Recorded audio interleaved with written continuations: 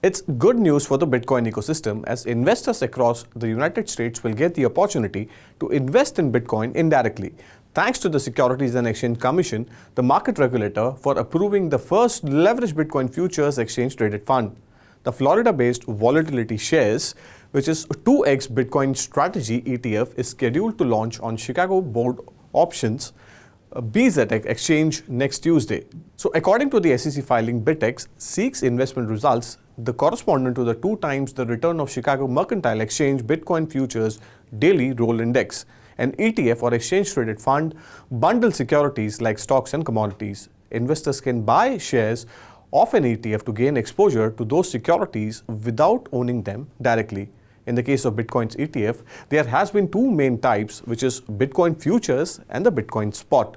The BitX fund will be a leveraged ETF, and leveraged funds use debt or financial derivatives, in this case of Bitcoin Futures, as a leverage to amplify the returns of a benchmark index. That leverage can mean short-term gains for investors but can also lead to big losses, market analysts have cautioned. So, approving BitX breathes some fresh air into the digital asset industry after the SEC sued 2 of the largest crypto exchanges, which was Binance and Coinbase, earlier this month. So, the SEC approving leveraged ETF product brightens the prospect of similar product filing pending approval hitting markets sooner or later. Spot Bitcoin ETF filings by BlackRock, Invesco, and WisdomTree are awaiting for the SEC approval. Spot Bitcoin ETF are to be held in custody by the Coinbase, the largest US crypto exchange. Meanwhile, these multiple applications for the Spot Bitcoin ETFs have triggered mini bull run in the markets. Bitcoin and Ethereum have registered some of their strongest weekly gains since March. Bitcoin prices have rallied around 16% last week and 17% over the last 14 days.